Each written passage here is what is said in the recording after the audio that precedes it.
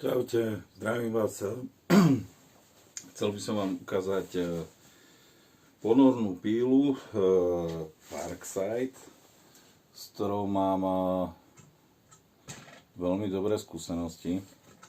To sa mi to tam nedá do toho dať. Sem, takto. Super stroj.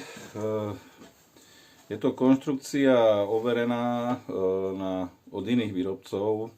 Je vidieť, že je tam prebraných veľa detailov, čo je dobré. Tým sa vlastne prenáša aj kvalita do tohto stroja. Celá konštrukcia je, ja neviem, či to je horčík alebo tlakovo liatý hliník. Je dosť ťažká, pevná a čo je podstatné, oproti týmto malým ručným pilám drží pravý uhol, alebo čo je uhol, ktorý si nastavíme. Super sa s ňou robí. K píle je takisto aj lišta, alebo dva kusy, ktoré sa dajú spojiť dokopy. Sú to 2 70 cm kusy, dokopy 1,40 m.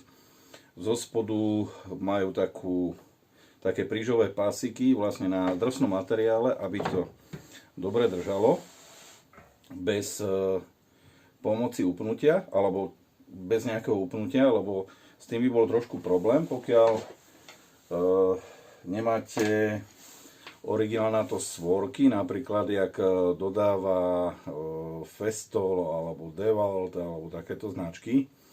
Ja som si niečo podobné vyrobil z takýchto malých svoriek. Tu je akurát len navarený taký kúsok pasoviny, ktorý vlastne pasuje do tej lišty. To si ukážeme neskôr.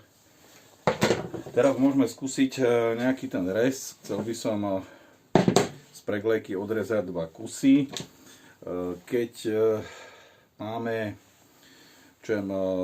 preglejka, ona má drsný povrch oproti nejaké melaminke, tak ono to na nej pekne drží. Priložíme si uholník, uhol sedí, môžeme rezať. Skúsime, mám k tomu pripojený aj vysávač, tak bude trochu rachotu.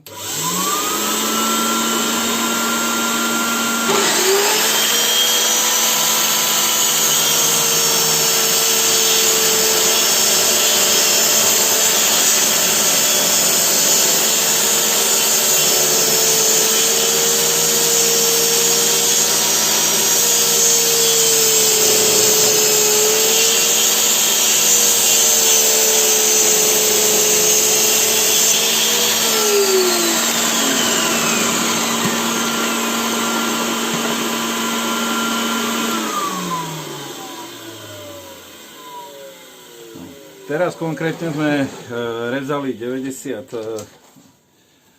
cm dĺžku rezu. Je to preglejka, je to len taká obalovka, preto vlastne tá vrchná vrstva, čo je zbrúsená, úplne tenúčka, tak trošku to ostrapkalo, ale rez je čistý, rovný, to je základ. Skúsime tam ešte domerať. Potreboval by som 35 cm kus. Veľká výhoda je v tom, že vlastne lišta má z jednej strany prečnieva na tej hrane vlastne, jak je kotúč, taká gumená páska. Vlastne pri prvom reze to spraví hranu a od nej sa už dá potom odpichnúť. To je vlastne už skutočná hrana rezania. Keď prvýkrát vlastne s tým strojom režeme, tak ja už to mám nejakú dobu, pílu. Trošku si to odľahčíme, nech sa dá s tým lepšie manipulovať. A priložím uholník.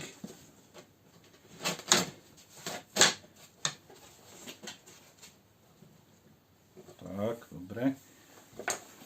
Overím, či to bude držať.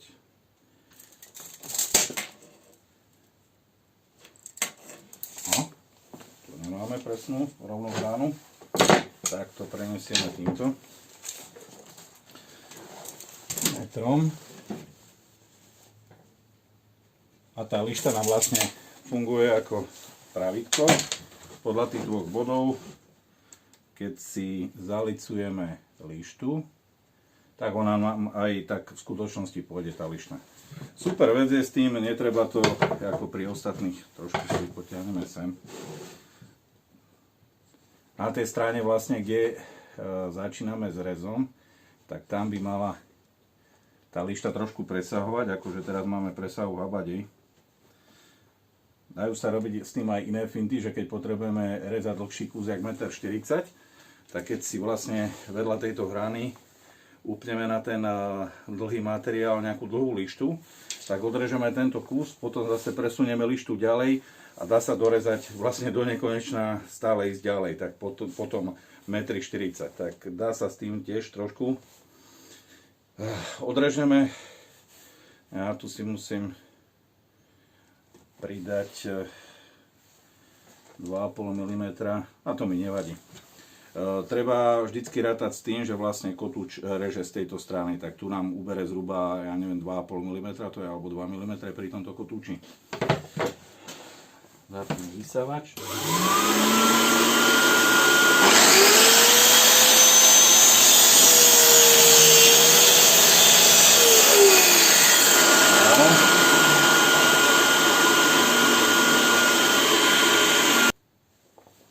Musel som to stopnúť, lebo by som si predrezal stolík, vlastne čo mám univerzálny.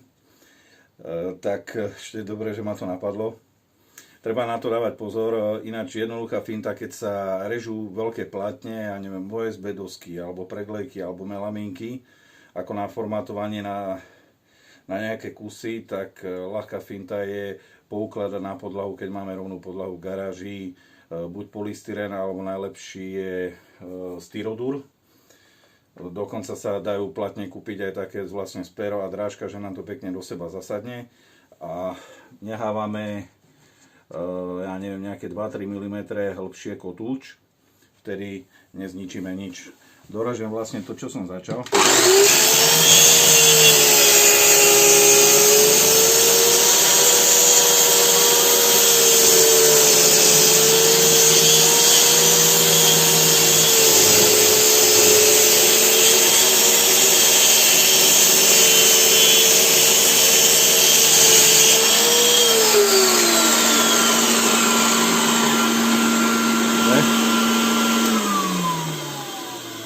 Kus mám odrezaný,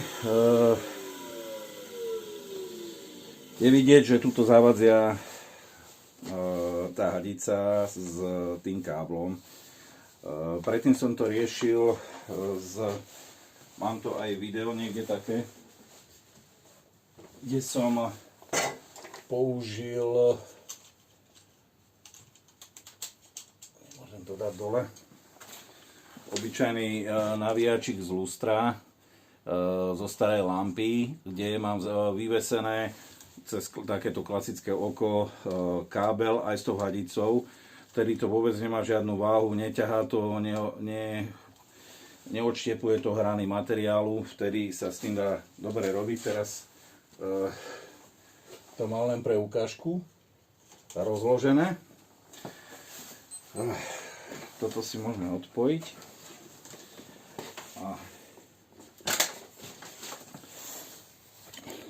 Pozrieme sa trošku bližšie na stroj.